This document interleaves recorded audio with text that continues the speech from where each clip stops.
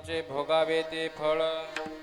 बघा, विवेकाच्या दृष्टिकोन पाहायला गेलं तर आपण जसं कर्म करेल तसं आपल्याला फळ भोगावं लागतं. मग फळ कसं भोगायचं आहे?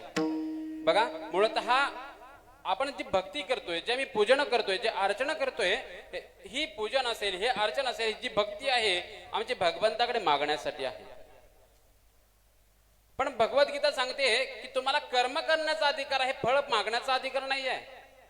पण आम्ही फळ मागण्यासाठी भगवंताची पूजन अर्चना करतोय. बघा, भगवंत प्राप्ती व्हावी यासाठी आम्ही ग्रंथ वाचन करतो आणि ग्रंथाच्या माध्यमातून आम्हाला भगवंत मिळणार आहे. आम्हाला ही शाश्वती निर्माण झाली आहे. पण मला वाटते की ग्रंथाच्या माध्यमातून भगवंत मिळणार नाही. ग्रंथाच्या माध्यमातून भगवंत आम्हाला कधी मिळणार नाही. नव्हे, ग्रंथाच्या माध्यमातून भगवंत आम्हाला समजेल आणि त्या समजलेल्या भगवंताला जाणणं त्या देहाच्या माध्यमातून करता येतं. आणि देहाला जर जाणायचं असेल तर आम्हाला संत संगतीत राहून त्या भगवंताची ओळख, त्या ग्रंथाच्या माध्यमातून त्या भगवंताची ओळख त्या ठिकाणी आम्हाला करावी लागेल. शिवहार शिवहार.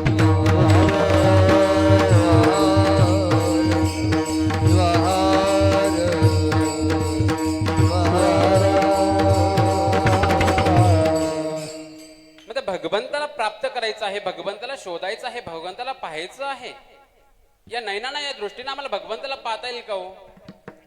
बघा, भगवंताला पाहण्यासाठी आमचे जे नयन आहे, आमचे जे डोळे आहे, या डोळ्याने त्या भगवंताला पाहणं एवढं सोपं नाही आहे.